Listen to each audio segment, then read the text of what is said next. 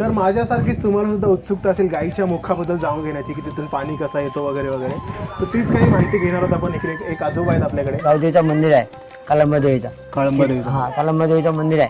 तिथून तिच्या पायथ्यापासून पाणी आहे अशी आमची जुनी पिढी सांगायची. आणि त्या पद्धतीने आम्हाला माहिती आहे. म्हणजे गायमुखा हा खूप पुराणा आहे, म्हणजे आता नवीन असं नाही. ओके. की आम्हाला सुद्धा माहिती नाही. आमच्या अगोदरची पिढीपासून चालू आहे गायमुखाच्या पाण्याची. आणि पाणी आमचं असं आहे की बिस्लरी म्हणजे तुमची त्याच्यासमोर कमी आहे. बरोबर. हां, आणि 12 महिने चालू असतं. 12 वर्षाचे 12 महिने चालू असतो. कधी तुम्ही या, कधी पाणी चालू असतं. बरोबर. तर बाबांचं खूप खूप धन्यवाद. यांच्यामुळे ही आता जी आपली हिस्ट्री आहे ती सगळ्यांपर्यंत पोहोचणार आहे, पूर्ण महाराष्ट्राला कळणार आहे बाबा तुमच्यामुळे. तुमचं खूप खूप धन्यवाद. रायगड जिल्ह्यातल्या तळा तालुक्यातील पन्हेली या गावात अशी ही अनोखी जागा आहे, जिथे एका मोठ्या दगडात कोरलेलं गायीचं मुख आहे आणि त्या मुखातून अखंड गार पाणी वाहत राहतं.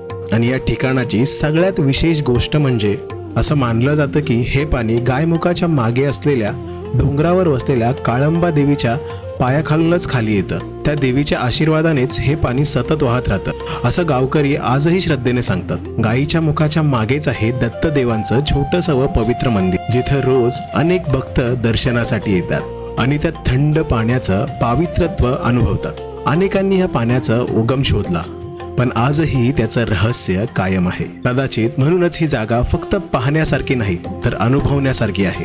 आणि म्हणूनच मी ही गोष्ट आजोबांच्या आठवणीतून तुमच्यापर्यंत पोहोचवत आहे. जाणून घ्या, बघा आणि अनुभवा आपल्या पन्हेली गावचं अद्भुत गायमुख.